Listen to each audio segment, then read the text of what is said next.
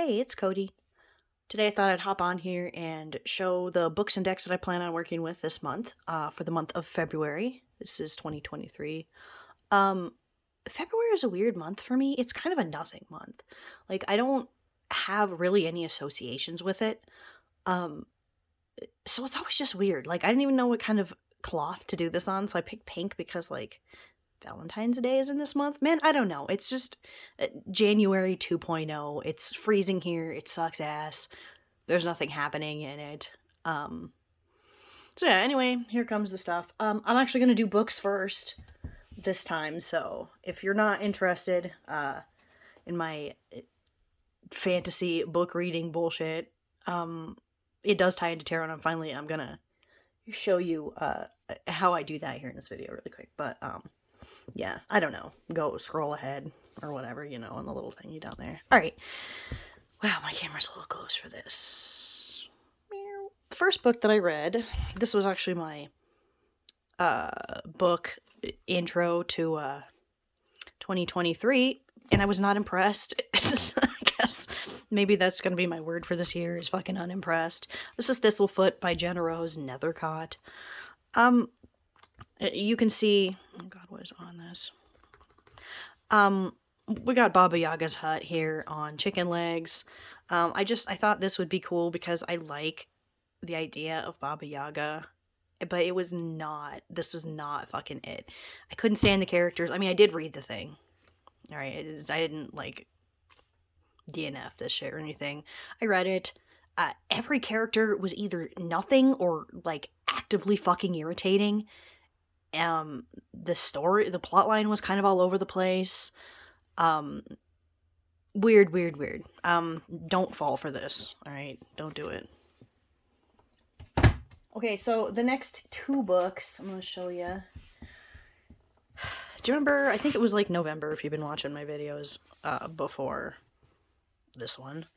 Or if you were watching them back then. I had put a book called The Obsidian Tower by Melissa Caruso on my, like, to-be-read list that I was going to read that month. And I ended up not, because I said it looked boring.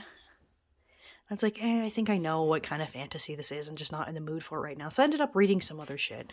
Turns out I read this and I fucking loved it. And this was I think the end of December. So I tooled my happy little ass out and got the other two. The Quicksilver Court and the Ivory Tomb. It's a trilogy. It's called Rooks and Ruin. So, I really liked these books. I was very surprised. I didn't see shit coming.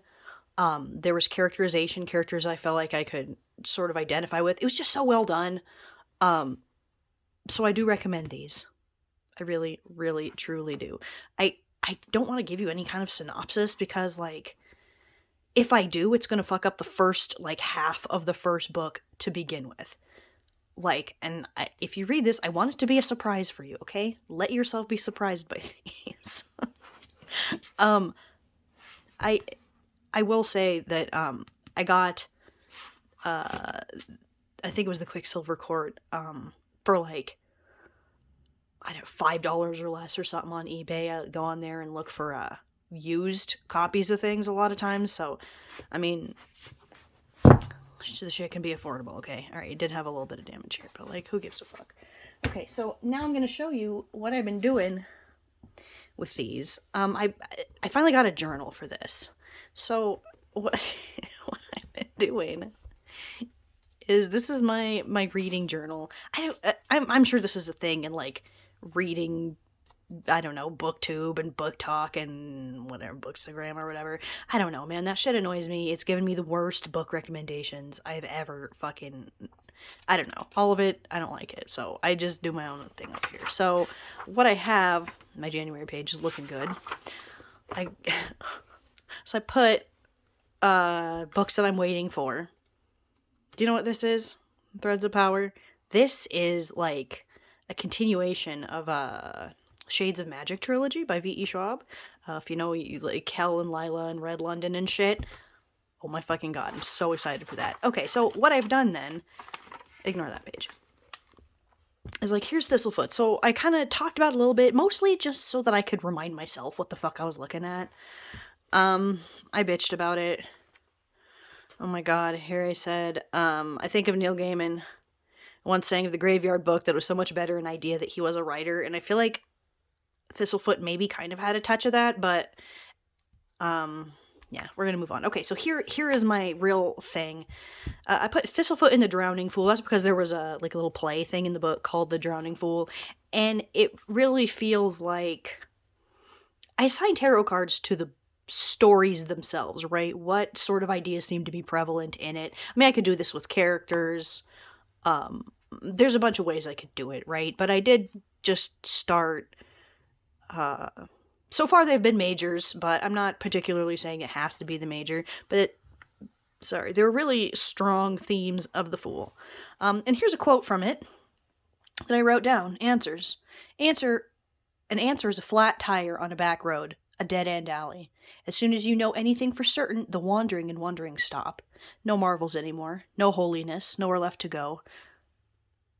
Where to find holiness, Isaac didn't rightly know, but it sure as hell didn't come from answers. But questions, those were another matter. Ask a question, and an endless map of potential unfurls before you. North, south, east, west, an interstate of unknowings, each with their own exits and truck stops and bends in the road. You can wander along a question your whole life and never need to stop. When he was on the bum, Isaac could wake up every morning and not knowing where he'd be that afternoon, not knowing where he'd sleep that night, and that kept him pressing on. The curiosity, a holy ignorance. And I really felt like this was so much a Fool sort of energy, right? The idea of potential, and the minute that it, makes one decision, all this other, shit around it disappears. I don't know. So it was just very Fool-y to me. I did the Quicksilver Court. I drew this horrible little castle here because I wanted it to look like the cover. My daughter Juno was like, it doesn't really look like it. Juno, shut the fuck up, I know. So yeah, I talked about it here. Alright, so I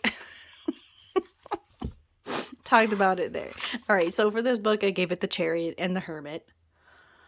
Kind of helping dual aspects of yourself. Get in line so you can move forward, and having to do some inner work and face things maybe you wouldn't want to. I just finished the third one, the Ivory Tomb, the other day, so I've not done it yet. But I'm excited to. I think I'm going to add court cards for the characters too, maybe. I don't know. Anyway, that's another thing I've been doing because I'm fucking annoying like that. I'm sorry. Alright, so that was almost 8 minutes of me talking about that shit. Okay, so I will also show you a book that I DNF'd at page almost 60. Declaration of the Rights of Magicians by H.G. Perry. This was literally the most boring book I have ever read in my fucking life. I don't care about the things that are happening in it. It's just, I don't know who this was written for, or why it was written. It's a retelling of the French Revolution, and there's real characters from it. They're characters, oh my god, real people from the history, but fictionalized in here, and they've added that there's magic as part of it, which sounds kind of cool, but it's the most fucking, I've had to read about Parliament and the House of Commons and shit, and these fucking saltine cracker fucking, I can't deal with this. I'm giving this away. I don't recommend it. I scan through it, even I'm this has to fucking get better at some point. Motherfucking Wilberforce. I'm sorry, I can't do this shit. So that was that. Alright. So I'm not reading that. But here is one book that I do know for sure that I will be working on starting this month. I don't know how long it's going to be. This is The Holy Wild Grimoire by Daniel Dulski. A Heathen Handbook of Magic Spells and Verses. Okay, so I have this love-hate relationship with Danielle Dulski's writing because I like her ideas, but I hate the way she writes it. It's such a weird experience reading her writing.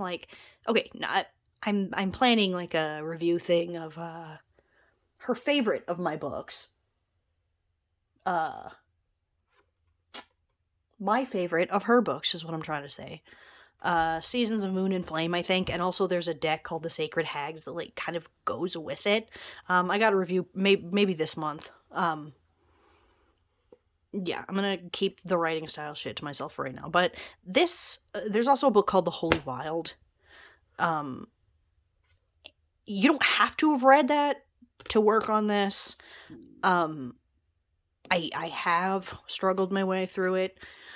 So basically what this is this helps you write your own, like, verses for, each of the elements. There's, earth, fire, water, air, and ether or something. So you have to have a journal, and you answer these things, right? Here's the verses. Things that you've answered from journaling prompts from before. And I think that's such a cool idea. My stumbling block is her writing style, but I won't talk about that right now. All right, so this is something I'm going to be working on. I mean, it's not the kind of thing you just sit and read through. You have to, like, do the work. So I can't promise. I will do a review of this when I've worked through it, but it probably won't even be next month. I'm not going to lie. All right, now we are to decks. February is always such a weird time to me. I don't know why. Like, it's just useless. It should just be, like, January 33rd or something today. Alright, so the first one, I'm going to show you what I did to this also, by the way. This is the Relative Tarot. I've given up trying to put this away because I've tried, like, every time I put it away, it, like, squeals for me to come get it out. So I have to keep getting it back out. So I figured I'll just put it on my fucking list because I know it's not going to be going anywhere. I mean, I like this. I feel like this deck makes me use it more than I like it. I don't know why. That's a weird thing to say, but, like, I don't know. Okay, so I saw someone. All right, so this deck. Oh no, I meant to grab another deck. Okay, when I got this deck, it had this, like, you know that cheap gilding? People say they've cut themselves on it. I do a lot of shit with cards and I never have. But it was, like, really fucking strongly gold. And it also had a lip on it so that you couldn't, like, riffle shuffle the cards. So that really fucking pissed me off. I could kind of riffle shuffle it if I did them face up. But I don't want to do that, you know? I want my fucking cards to be face down. So I had seen, I don't remember which it was. I lurk in a lot of, like, tarot focused Facebook groups, and someone had said that they had taken a little sandpaper and scrub-a-dub-dubbed on the side of each card, and it looked really cool. I was like, oh my god, I could fucking do that to this? I bet it's gonna fix the lip problem. So I did. Each card individually, so they're all a little different. I mean, could I have done a better job? I don't know. I think this is just kind of the way that it goes. But I like it. It looks old and crusty, and I like old and crusty looking shit. You know what? Hold on a sec. Let me grab a deck that has almost exactly the same. Yo. Okay, sorry about that. This is, the...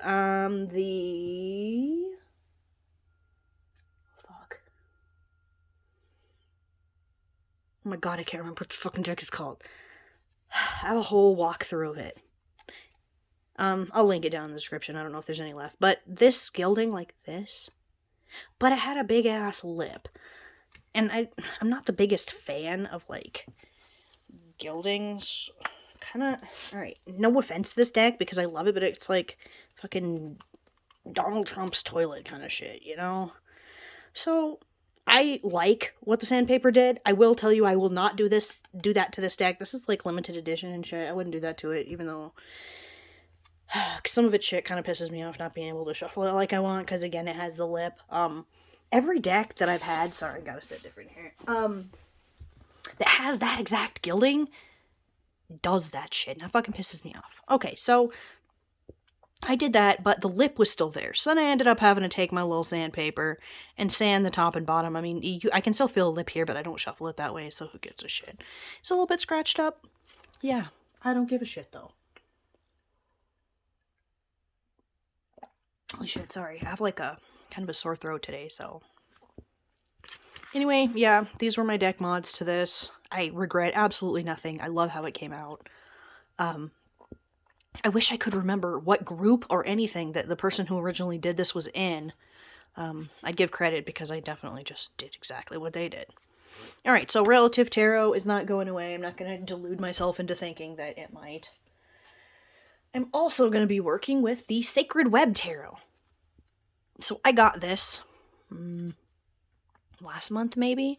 I intended to work with it in January, but it just, I don't know why it didn't work. I feel like I didn't do that much tarot work. Okay, I have different kinds of work with tarot decks. I have work, sorry, I'll show you this, where I'm actually using the cards, and then I also have work where I'm like thinking about the cards, and I count that for myself as working with the tarot, because I sort of like to go the other way and insert card ideas into other things. Like, I'm fucking annoying. Someone will like say something and be like, in my head, I'm like, yeah, well, that's just some shit a Knight of Cups would say, you know, or I started that because I used to struggle with the court cards, so I'd try and like assign them to characters or people or, you know, just responses to situations and things. But now it's kind of, it's fanned out, as you can see with the book shit. So somehow I didn't get to working with this deck as much as I wanted to. And that made me sad because this is kind of, something about it almost reminds me of the Wild Unknown, but better. If that makes any sense. Just the art style, maybe, mostly being black and white with little bits of color. I think that's what's reminding me of it. The prevalence of animals.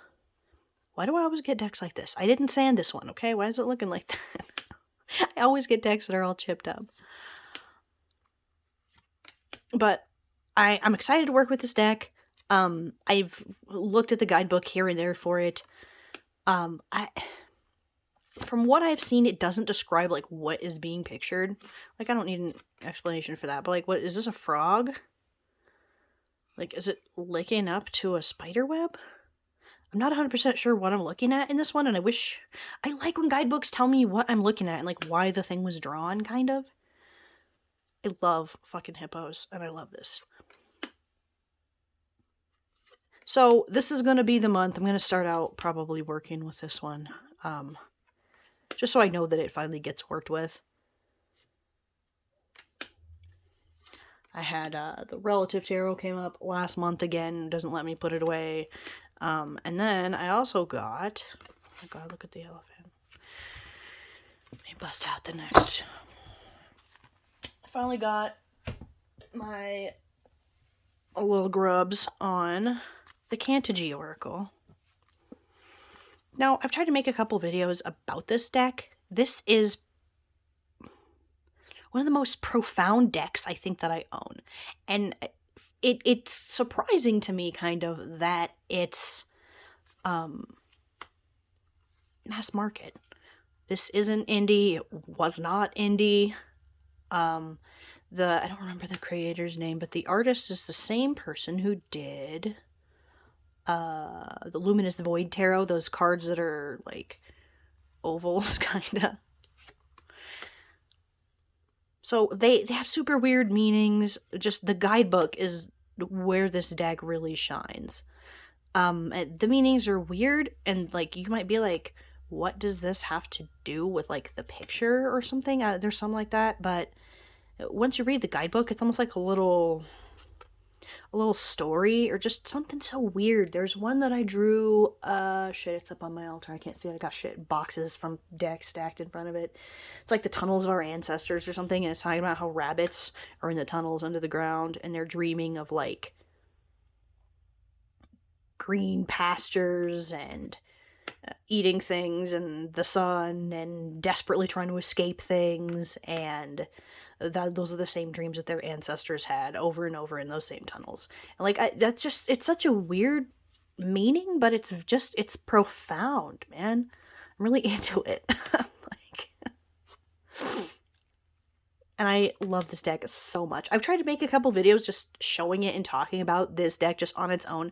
I don't have the ability to describe this deck like it is. Like, my videos, I was watching back, cringing the whole time after I make a video. None of them just seem to describe this deck. Wingless you fall into the sea. Jesus Christ. It's just this. I love this deck so much. I'm surprised because I had seen the artwork for it. I picked up the Cantigy Oracle in its box several times because I'd seen it at like Barnes & Noble or something. And I was like, yeah, I'm not really into that artwork. But then I saw someone on a video and I'm like, wait a minute. Look at these meanings. Maybe I fucking need this.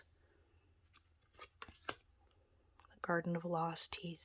This deck is fucking beautiful. The Self-Seeing Eye. I love everything about this deck. The artwork is strange and abstract. The meanings are just, I don't know how to explain it. I don't have words. That's why I still do not have a video just talking about this, because I can't think of the words to make this deck sound as cool as it is.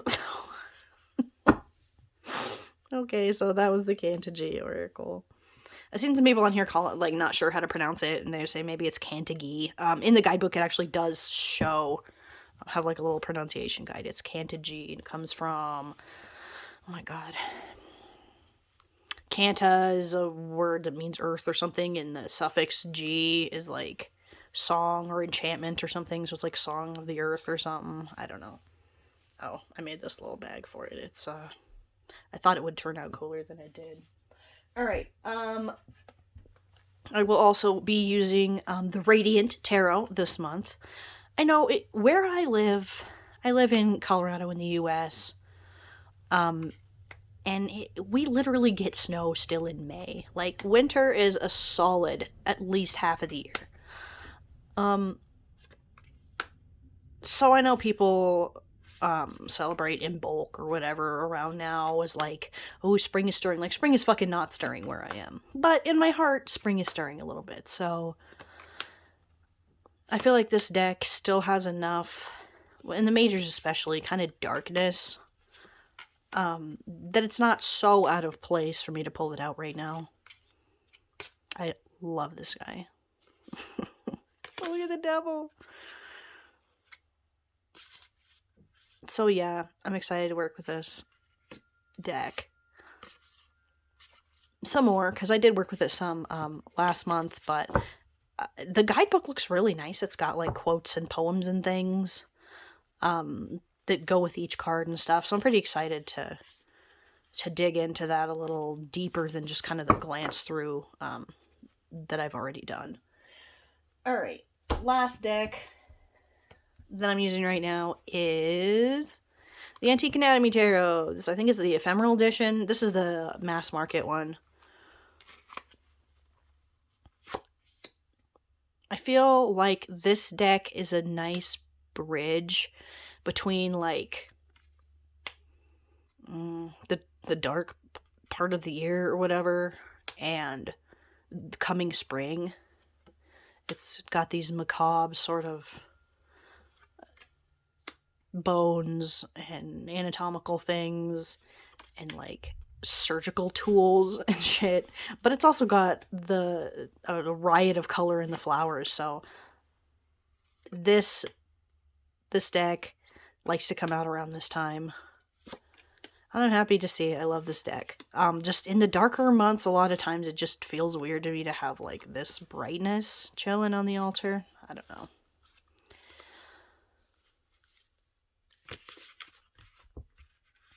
So those were my decks, and I don't feel that strongly about using these decks. Maybe I'm that strong about working with the Sacred Web Tarot for a while this month, but February is such a nothing month. Sometimes I have a hard time picking decks that I feel like when there's months I don't have like a strong feeling for, because I pick them seasonally, but also, I don't know, I just have like associations in my head with like months, and when I have a specific feeling for a month, it's easy for me to pull out decks that I feel like go with it. But February is nothing, it's useless.